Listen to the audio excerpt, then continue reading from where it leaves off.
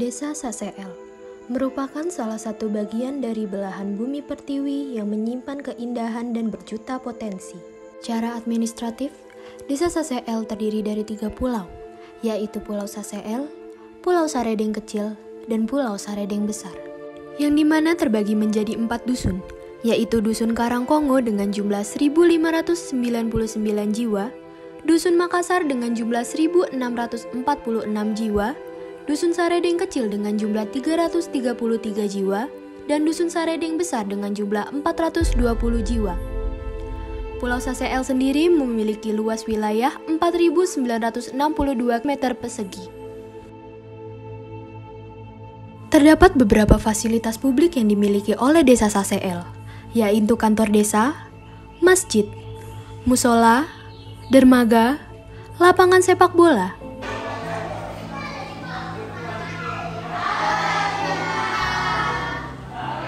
Dalam aset pendidikan, Desa Saseel memiliki 2 sekolah dasar dan 5 yayasan yang diantaranya yaitu Yayasan Abu Hurairah, Darul Amin, Nurul Iman, dan Darul Ulum.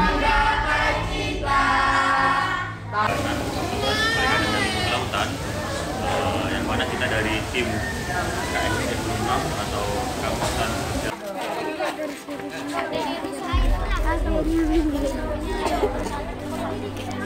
Adanya kegiatan adat seperti menjak dan tarian yang biasa disebut oleh masyarakat sekitar dalam acara pernikahan merupakan salah satu cara mereka untuk menjaga tradisi dari leluhur mereka.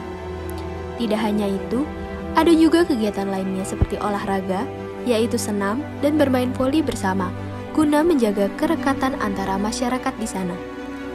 Karena masyarakat Pulau Saseel memeluk agama Islam, menjadikan kegiatan mereka tidak lepas dari kegiatan keagamaan, seperti pengajian menjadi upaya mereka untuk menjaga kerekatan bermasyarakat.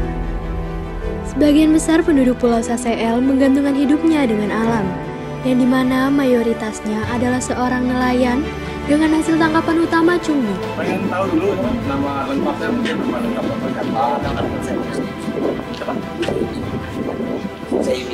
untuk profesi nelayan. kalau boleh tahu nelayan apa Pak selain Ya, bang juga nelayan yang sudah baga. Pokoknya kerjaan laut sudah. barang? Kalau boleh tahu apa penghasilan cumi paling banyak ekor itu berapa ton itu pernah dapat? Tahun yang lewat ini kan kita kerja di Tanjung, ada yang dapat itu juga 1 kali 1 malam itu. Dan ada yang dapat itu baru itu 2 ton. 2 ton itu ya kalau tahun-tahun dulu itu ada yang dapat 1 ton, 4 ton semalam. Masih cumi banyak. Sekarang kan Jenis apa itu cuminya kalau boleh tahu? pel. Selain itu Ada juga soto itu. besar-besar? Besar-besar. Ekonomi masyarakat dapat terpenuhi dengan mengendalikan hasil laut yang melimpah. Sebagian besar masyarakatnya berprofesi sebagai nelayan, salah satunya nelayan kapal bagan, nelayan tombak ikan, nelayan bubu, dan juga nelayan rawai dasar. Selain itu juga, terdapat beberapa petani budidaya rumput laut dengan hasil panen yang melimpah. Nama saya Sukri, ya saya asli sini. Usia apa? Usia lebih 40, sekitar 42. Berapa itu kalau saya lahir 80, berapa sudah? 80 berarti lah 43. Nah, Ya 43. ya itu. Nah, Iya, 43. mungkin dari Bapak sudah berapa lama berkecimpung di dunia rumput laut dan sebagai Oh, apa? kalau saya ikutnya itu sama bapak sebelum bapak meninggal, mulai saya SD. Mulai SD Pak. Mulai SD. Saya ini sepotongnya ini ya. Sepotongnya ini untuk alatnya biar tidak kumpul. Ya itu. Setelah itu sudah siap, baru kita nanam berapa itu banyaknya itu satu rakitan itu ada yang 6, ada yang 7, ada yang 8 itu macam-macam tergantung kita. Dari Bapak sendiri berapa punya Bapak? Punya apa itu? Yang tadi macam-macam tadi. Oh, kalau saya itu 7 tali. 7 tali. Satu rakit itu 7 tali. Gitu. bibitnya dapat dari mana terus? Oh, awalnya kita kalau nggak punya sendiri bibit, kita beli sama teman-teman. Kalau penyakit yang paling terakhir, penyakit terakhir itu sudah yang tampus itu. Nggak bisa dipakai bibit. Langsung ditimbang, soalnya dia nggak berfungsi. Apa penyakit itu kalau penyakit tampus itu? Nggak berfungsi. Nggak besar. Oh, nggak bisa tumbuh besar. Ya. Sebelumnya belum pernah kena penyakit lain selain tampus. Mungkin biru-biru dari orang lain itu sampai ke anunya kita gimana. Mungkin ada teman-temannya, ada yang virusnya, tampusnya larinya ke kita gitu. Penanganannya sejauh ini bagaimana Pak? Penyakit tampus itu? Kalau musim tampus ini, kalau hari ini nggak ada ya. Belum ada. Ada juga yang menjadi pengepul dan berwirausaha. Pertama nama saya Napang, umur 50. Alhamdulillah sampai sekarang masih beristri 1 ya. Anak 2, laki dan perempuan. Sudah punya cucu 2. Profesi sebagai pengepul ikan, cumi-cumi, terus rumput laut. Terus ada tambahan ini budidaya ini kerang. Ya. Untuk cumi, ini cumi yang Bapak beli itu untuk boleh tahu jenisnya apa Pak? Kalau cumi yang saya beli umumnya di sini namanya cumi ven, ya itu jenisnya ven. Terus kalau kita beli dari nelayan-nelayan, kita dikeringkan, terus kita jual sampai ke Jakarta. Ataupun ke Bogor. Kalau boleh tahu sistem pembeliannya itu di sini bagaimana Pak? Langsung cash di awal kah atau ntar diambil dulu setelah itu baru dibayar itu bagaimana? Oh ya, kita kan sistemnya kita jemput ke tengah Mas. Ke tengah.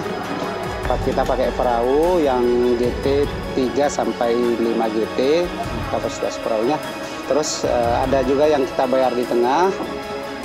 Kalau sudah kita sering langganan bisa kita bayarnya di darat, itu bisa. Terus untuk ini Pak, apa namanya? Pengolahannya mungkin setelah diambil dari nelayan di tengah laut itu biasanya Bapak pengolahannya apa setelah di pinggir itu kalau boleh tahu? Kalau pengolahannya tuh macam-macam Mas, ada yang kita kita kirim segarnya, basahnya kita pakai es batu, terus ada yang kita garam. Ataupun kita bikin tawar asli yang masuk supermarket kalau bisa. Kalau kita garam, kita keringkan setengah kering, itu lalu kita kirim ke Jakarta. Mungkin Bapak bisa kasihkan pesan mungkin untuk pengusaha-pengusaha muda yang berkecimpung di dunia ini bisa. Ya. Kalau namanya orang berusaha ya, untuk pengusaha pemula itu ya harus bekerja keras. Kalau rugi jangan sampai menyerah, karena rugi itu kan pangkal keuntungan. Ya, itu aja untuk pemula, harus jujur. Karena apapun pekerjaan kita kalau enggak jujur itu enggak mungkin lama. Seperti itu. Bismillahirrahmanirrahim. Nama saya ini umur 40 tahun, kemudian status sudah menikah, istri 1, 2. Jadi melakoni tiram mutiara ini sudah selama hampir 10 tahunan untuk tiram. Untuk ini Pak, apa namanya? Perkembangan terang mutiara itu untuk tiap bulannya gimana? Kalau proses perkembangan tiram mutiara itu dia bertahap, jadi setiap bulan itu dia mengalami kenaikan selama 1 cm.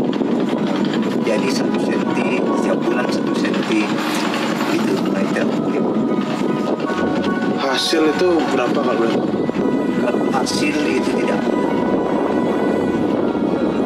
kualitas dan kondisi air. Kalau kemarin kita sampai menembus penjualan itu hampir melebihi 1 M. Ya, 1 M. Kalau kita lihat Pak Dene, baik kolektor itu ataupun jalur ataupun tali yang kita gunakan itu sangat mahal sekali Pak. sehingga kami tidak bisa mengembangkan begitu besar dan begitu banyak lagi mutiara itu. Makanya kita hanya bisa memiliki jalur itu sebanyak pada anak-anak muda, tetaplah semangat untuk berkreasi, untuk mengembangkan diri prosesnya, bahwa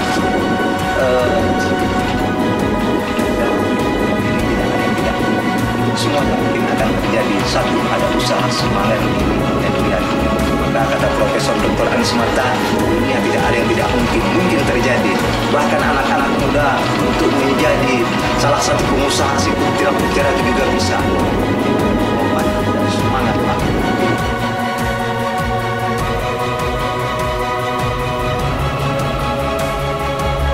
Harmoni alam Desa CCL telah menyatukan masyarakatnya dengan kehidupan yang saling berkesinambungan.